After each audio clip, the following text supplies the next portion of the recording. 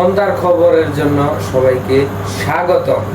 শুরুতেই সৌদি আরবের খবর। সৌদি আরবে যারা প্রবাসী বাঙালি ভাইদের জন্য সুখবর, কারণ যারা 500 টাকার বেতনে চাকরি করছেন তাদেরকে সৌদি আরব প্রিন্স মামুন ভাই একটি সুযোগ সুবিধা দিয়েছে। সুযোগ সুবিধাটা হচ্ছে বিয়ে করা।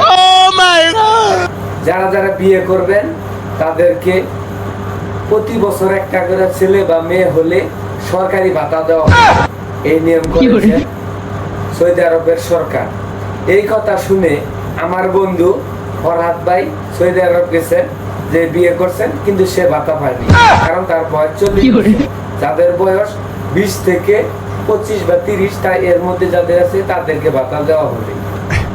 পরবর্তী খবর দেখার জন্য